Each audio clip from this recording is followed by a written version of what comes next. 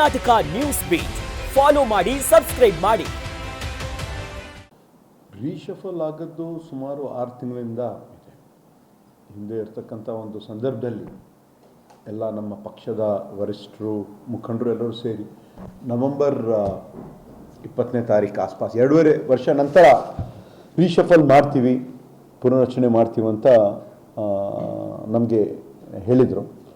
ಆ ಒಂದು ರೀತಿಯಿಂದ ತಾವು ನೋಡಿದ್ರೆ ಈಗ 3 ವರ್ಷ ನಮ್ಮ ಸರ್ಕಾರ ಒಳ್ಳೆಯ ರೀತಿಯಿಂದ ಗ್ಯಾರಂಟಿಯನ್ನು ಕೊಟ್ಟು ಅಭಿವೃದ್ಧಿ ಮಾಡ್ತಕ್ಕಂಥ ಕೆಲಸ ಕಾರ್ಯಗಳನ್ನು ಜನರಿಗೆ ಮುಟ್ತಕ್ಕಂಥ ಎಲ್ಲ ನಾವು ಹೇಳಿದ್ದು ನುಡಿದಂತೆ ನಡೆದಿರುವಂಥ ನಮ್ಮ ಸರ್ಕಾರ ಕೆಲಸವನ್ನು ಮಾಡಿದೆ.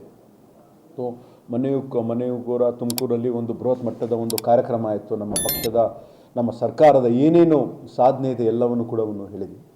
ಸೊ ಬಹುಶಃ ನಂಗೆ ತಿಳಿದಿರುವಂತೆ ಪಕ್ಷದ ವರಿಷ್ಠರು, ಹೈಕಮಾಂಡ್ ನಮ್ಮ ನಾಯಕರಿಗೆ, ಮಾನ್ಯ ಮುಖ್ಯಮಂತ್ರಿಯವರಿಗೆ, ಉಪಮುಖ್ಯಮಂತ್ರಿಯವರಿಗೆ ಮತ್ತು ಎಲ್ಲ ಹಿರಿಯ ನಾಯಕರಿಗೆ ಕೆಲವ್ರಿಗೆ ಕರೆದಿದ್ದಾರೆ. ಒಂದಂತೂ ನಮ್ಮ ಈಗ ರಾಜ್ಯಸಭಾ ಚುನಾವಣೆ ಇದೆ, ಹಾಗೂ MLC ಆಯ್ಕೆ ಮಾಡ್ತಕ್ಕಂಥ ಒಂದು ಚುನಾವಣೆಯೂ ಕೂಡ ಇದೆ. ಅದ್ರ ಜೊತೆಯಾಗಿ ಮುಂದೆ ಏನೇನು ಮಾಡಬೇಕು ರೀಶಫಲ್ ಬಗ್ಗೆ ಇರಬಹುದಂತ ಮುಂದೆ ಇರ್ತಕ್ಕಂಥ 1-2 ದಿವಸದಲ್ಲಿ ಎಲ್ಲರೂ ಗೊತ್ತಾಗ್ತದೆ. ಸರ್, ಈಗ 3-4 ಬಾರಿ ಗೆದ್ದಂಥ ನ್ಯೂಸಲ್ಲಿ ಸಾಕಷ್ಟು ಜನ ಆಕಾಂಕ್ಷಿಗಳಿದ್ದಾರೆ, ಒಂದು ಅವಕಾಶ ಮಾಡಿಕೊಡ್ಬೇಕು ಅಂತ. ಹೌದು, ಇದಕ್ಕೇನು ಹೇಳ್ತೀರಿ? ಇಲ್ಲ, ನಾವು 3-4 ಸತಿ ಗೆದ್ದವರು ಬಹಳಷ್ಟು ಜನ ನಾವು ಇದ್ದೀವಿ. ಸೊ ನಮಗೆ ಒಂದು ಅವಕಾಶ ನೀಡಬೇಕು ಅಂತ ಈಗಂತಲ್ಲ, ಮೊದಲಿಂದ ನಾವು ಕೇಳ್ತಾ ಬಂದಿದ್ದೀವಿ. ಖಂಡಿತವಾಗಿ ನಮ್ಮ ಪಕ್ಷದ ವರಿಷ್ಠರು ನಮ್ಮೆಲ್ಲರ ಒಂದು ನಿಷ್ಠೆಯನ್ನು ನೋಡಿ, ನಾವು ಮಾಡಿರುವಂಥ ಒಂದು ಕಾರ್ಯವೈಖರಿ ನೋಡಿ ನಾವು ಮಾಡಿರುವಂಥ, ನಮಗೆ ಕೊಟ್ಟಿರುವಂಥ ಒಂದು ಜವಾಬ್ದಾರಿಯಲ್ಲಿ ಏನೇನು ಕೆಲಸ ಮಾಡಿದ್ದೀವಿ, ಯಾವ ಒಂದು ರೀತಿಯಿಂದ ಕೆಲಸ ಮಾಡಿದ್ದೀವಿ ಎಲ್ಲವನ್ನು ಗಣನೆಯಲ್ಲಿ ತೊಗೊಂಡು ನಮಗೆ ಖಂಡಿತವಾಗಿ ಒಂದು ಅವಕಾಶ ನೀಡ್ತಾರಂಥ ಒಂದು ವಿಶ್ವಾಸ ಇದೆ. ಒಂದು ಅವಕಾಶ ಕೊಡಿದ್ದು ಕ್ಲೈಮ್ ಮಾಡ್ತಾರೆ ಸರ್ ಅಜಯ್ ಸಿಂಗ್ ಅವರು? ಖಂಡಿತವಾಗಿ. ನಾನು ಈಗಂತಲ್ಲ, 2018ರಲ್ಲೂ ಕೂಡ ನಾನು ಕ್ಲೇಮ್ ಮಾಡಿದ್ದೆ. ಅಂಥ ಒಂದು ಸಂದರ್ಭದಲ್ಲಿ ನನಗೆ ದೆಹಲಿಯ ಒಂದು ವಿಶೇಷ ಪ್ರತಿನಿಧಿ ಅಂತ ಒಂದು ಅವಕಾಶ ಮಾಡಿಕೊಟ್ರು. ನಂತರ ವಿರೋಧ ಪಕ್ಷದಲ್ಲಿದ್ದಾಗ ಮುಖ್ಯ ಸಚೇತಕನಾಗಿ ನಾನು ನಮ್ಮ ವಿರೋಧ ಪಕ್ಷದ ನಾಯಕರಾಗ ಅವಾಗ ಸನ್ಮಾನ್ಯ ಸಿದ್ದರಾಮಯ್ಯ ಅವ್ರ ಜೊತೆನೂ ಕೂಡ ನಾನು ಕೆಲಸ ಮಾಡಿದ್ದೀನಿ, ಪಕ್ಷಕ್ಕಾಗಿ ಕೂಡ ನಾವು ಕೆಲಸ ಮಾಡಿದ್ದೀವಿ. ಅದ ನಂತರ ಇವತ್ತು ನನಗೆ ಕಲ್ಯಾಣ ಕರ್ನಾಟಕ ಅಭಿವೃದ್ಧಿ ಮಂಡಳಿಯ ಒಂದು ಜವಾಬ್ದಾರಿಯನ್ನು ಕೊಟ್ಟಿದ್ದಾರೆ. ಮೊನ್ನೆ 18ನೇ ತಾರೀಕಿಗೆ ನಮ್ಮ ಬೋರ್ಡ್ ಮೀಟಿಂಗು ಕೂಡ ನಾವು ಮಾಡಿದ್ದೆ. ನಮ್ಮ ಕಲ್ಯಾಣ ಕರ್ನಾಟಕದಲ್ಲಿ ಮಾಡಿರುವಂಥ ಅನೇಕ ಕೆಲಸಗಳು, ಅಭಿವೃದ್ಧಿ ಕೆಲಸಗಳಿಗಾಗಲಿ, ಆವಿಷ್ಕಾರ ಕಾರ್ಯಕ್ರಮಗಳಾಗಲಿ ಏನೇನು ಮಾಡಿದ್ವಿ ಅದೆಲ್ಲ ನಮ್ಮ ವರಿಷ್ಠರ ಗಮನದಲ್ಲಿದೆ. ಅದೆಲ್ಲವನ್ನು ಗಮನದಲ್ಲಿಟ್ಕೊಂಡು ಈ ಬಾರಿ ನನಗೆ ಒಂದು ಅವಕಾಶ ಕೊಡ್ತಾರಂತ ಒಂದು ಸಂಪೂರ್ಣವಾದ ಒಂದು ವಿಶ್ವಾಸ ಇದೆ. ಈಗ CM ಕರೆದಿರೋದು ಅಧಿಕಾರ ಹಸ್ತಾಂತರ ಸಂಬಂಧಪಟ್ಟಂತೆ ಚರ್ಚೆ ಮಾಡೋದಕ್ಕೆ ಅನ್ನೋದು ಚರ್ಚೆ ಕಾಂಗ್ರೆಸ್ ಪಕ್ಷದಲ್ಲಿ ತುಂಬ ದಟ್ಟವಾಗಿ ನಡೀತಾ ಇದೆ ಸರ್.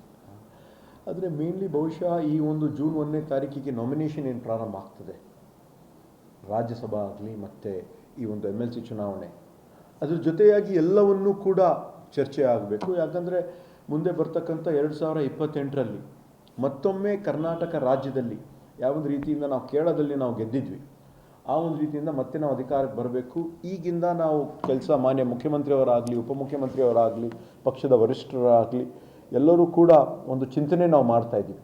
ಈಗಿಂದಾನೇ ಪ್ರಾರಂಭ ಮಾಡಿ 2028 ನಮ್ಮ ಟಾರ್ಗೆಟ್ ಇದೆ. ಸರ್, ಈಗ ಮುಖ್ಯಮಂತ್ರಿ ಬದಲಾವಣೆ ಚರ್ಚೆ, CM ಅವರು CM ಆಗ್ತಾರೆ ಅನ್ನೋ ಚರ್ಚೆಗಳ ನಡುವೆ ಈ ಶಫಲ್ ಆಗುತ್ತೆ ಸರ್? ಇದು ನಮ್ಮ ಪಕ್ಷದಲ್ಲಿ ಹೈಕಮಾಂಡ್ ಇಸ್ ಸುಪ್ರೀಂ. ನಾನು ಪದೇ ಹೇಳಿದ್ದೀನಿ, ನಮ್ಮ ಅಲಾಕಮಾನ್, ನಾವು ಹೈಕಮಾಂಡ್ ನಮ್ಮ ಕಾಂಗ್ರೆಸ್ ಪಾರ್ಟಿಯಲ್ಲಿ ಏನಿದೆ, ಅವರು ಏನೋ ಒಂದು ತೀರ್ಮಾನವನ್ನು ತಗೊಳ್ತಾರೆ ಪಕ್ಷದ ಒಂದು ಹಿತದೃಷ್ಟಿಯಲ್ಲಿ 2028 ಗಮನದಲ್ಲಿಟ್ಕೊಂಡು ಯಾವೊಂದು ರೀತಿಯಿಂದ ಒಂದು ತೀರ್ಮಾನವನ್ನು ತಗೊಳ್ತಾರೆ. ಅದಕ್ಕೆ ನಮ್ಮ ಪಕ್ಷದ ಎಲ್ಲ ಶಾಸಕರು ನಾವು ಬದ್ಧರಾಗಿದ್ದೀವಿ ಅಂತ ಪದೇ ನಾವೆಲ್ಲ ಹೇಳಿದ್ದೀವಿ. ಮುಖ್ಯಮಂತ್ರಿ ಬದಲಾವಣೆ ಇಲ್ಲ ಹಂಗಾದ್ರೆ ಸದ್ಯಕ್ಕೆ? ಅಲ್ಲ, ಅದು ನಾಳೆ ಕರೆದಿದ್ದಾರೆ. ಯಾವೊಂದು ರೀತಿಯ ಚರ್ಚೆ ಆಗ್ತದೆ, ಯಾವಾಗ ಆಗ್ತದೆ, ಅದು ಪಕ್ಷದ ಹೈಕಮಾಂಡ್ ತಾವು ಕೇಳಬೇಕಾಗ್ತದೆ. ಅದ ನಂತರ ನಮ್ಗೆ ಗೊತ್ತಾಗ್ತದೆ. ನಿಮಗೂ ಕರೀತಾ ಇದ್ದಾರೆ, ಗೊಂದಲ ಬಗೆಹರಿಸ್ಬಿಡ್ಲಿ, ಇತ್ಯರ್ಥ ಮಾಡಿಬಿಡ್ಲಿ, ಹೌದು ಒತ್ತಾಯ ಇದ್ದೇ ಇದೆ ಸರ್. ಇದು ಗೊಂದಲ ಇದ್ದಿದ್ದು ನಮ್ಮ ಪಕ್ಷದಲ್ಲಿ ನಮ್ಮ ವಿರೋಧ ಪಕ್ಷದವರು ಹೆಚ್ಚಿನ ರೀತಿಯಿಂದ ಹೇಳ್ತಾ ಇದ್ದಾರೆ. ಯಾಕಂದರೆ ಪಕ್ಷದ ಮೇಲೆ ಟೀಕೆ ಪ್ರಹಾರ ಮಾಡೋಕ್ಕೆ ಅವ್ರಿಗೆ ಬೇರೆ ಏನೂ ಇಲ್ಲ. ಅದಕ್ಕೆ ಆ ಒಂದು ಕಾರಣಕ್ಕಾಗಿ ಪದೇ ನಮಗೆ ಈ ವಿಷಯ ಬಗ್ಗೆನೇ ಅವ್ರು ಹೇಳ್ತಾ ಇದ್ದಾರೆ. ಸೊ ಈ ಒಂದು ಗೊಂದಲ ಏನು ಕೆಲವು ಕಡೆ ಏನು ಸೃಷ್ಟಿಯಾಗಿದೆ ಅದಕ್ಕೂ ಕೂಡ ಒಂದು ಡಿಸಿಷನ್ ತಗೊಳ್ತೀವಿ.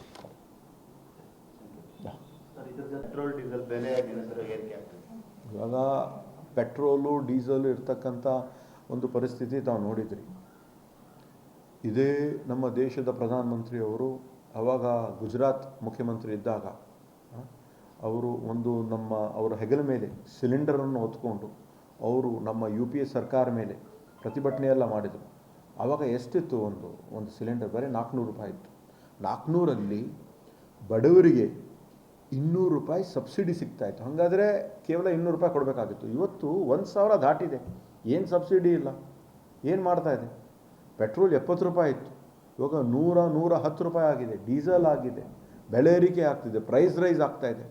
ಅವರು ಕಳೆದ 12 ವರ್ಷದಲ್ಲಿ ಮಾಡಿರುವಂತಹ ಒಂದು ಸಾಧನೆ ಏನು ಅಂತ ವಿರೋಧ ಪಕ್ಷದವರಷ್ಟೇ ಅಲ್ಲ, ನಾವು ಇಡೀ ನಮ್ಮ ದೇಶದ 140 ಕೋಟಿ ಜನಸಂಖ್ಯೆ ಏನಿದೆ ಎಲ್ಲರೂ ಕೂಡ ಪ್ರಶ್ನೆ ಮಾಡ್ತಕ್ಕಂಥ ಒಂದು ಪರಿಸ್ಥಿತಿ ಮುಂದೆ ಬರ್ತಕ್ಕಂಥ ದಿನಗಳಲ್ಲಿ ನಿರ್ಮಾಣ ಆಗ್ತದೆ.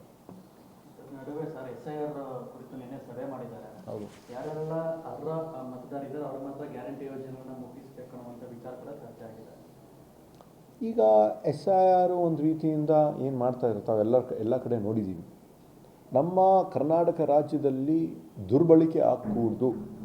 ಇವತ್ತು BJP ಯಾವೊಂದು ರೀತಿಯಿಂದ ಅವ್ರಿಗೆ ಅವಶ್ಯಕತೆ ಇರತಕ್ಕಂಥ ಒಂದು ಕಮ್ಯುನಿಟಿಯನ್ನು ಟಾರ್ಗೆಟ್ ಮಾಡಿ ಈ ಒಂದು ವೋಟರ್ ID ಡಿಲೀಟ್ ಮಾಡ್ತಕ್ಕಂಥ ಒಂದು ಕೆಲಸ ಮಾಡ್ತಾರೆ. ನಾವು ಮುನ್ನೆಚ್ಚರಿಕೆಯನ್ನು ವಹಿಸ್ಕೊಂಡು ಈ ಥರ ಮಾಡಿಕೊಡ್ದು ಅಂತ ನಾವು ನೋಡ್ಕೊಳ್ತೀವಿ. ಇದು ಗ್ಯಾರಂಟಿ ಒಂದಷ್ಟು ಪರಿಷ್ಕರಣೆ ಮಾಡಬೇಕು ಅನ್ನೋದು ಚರ್ಚೆ. ನಿಮ್ಮ ಅಭಿಪ್ರಾಯ ಸರ್ ಶಾಸಕರೇ? ಗ್ಯಾರಂಟಿ ಅಂದರೆ ಈಗಾಗಲೇ ತಾವು ನೋಡಿದ್ದೀರಿ, ಸುಮಾರು 1,40,000 ಕೋಟಿ ಕಳೆದ ಒಂದು 3 ವರ್ಷದಲ್ಲಿ 36 ತಿಂಗಳಲ್ಲಿ ಹಳ್ಳಿಯಲ್ಲಿರ್ತಕ್ಕಂಥ ಕಟ್ಟಕಡ ಮನುಷ್ಯನಿಗೆ ಮುಟ್ತಕ್ಕಂಥ ಕೆಲಸ ನಮ್ಮ ಪಕ್ಷ ಮಾಡಿದೆ. ಇಡೀ ರಾಷ್ಟ್ರ ಮಟ್ಟದಲ್ಲಿ ಇತಿಹಾಸದಲ್ಲಿ ಯಾರೂ ಕೂಡ ಮಾಡಿಲ್ಲ. ಕರ್ನಾಟಕ ನ್ಯೂಸ್ ಬೀಟ್ ಫಾಲೋ ಮಾಡಿ, ಸಬ್ಸ್ಕ್ರೈಬ್ ಮಾಡಿ.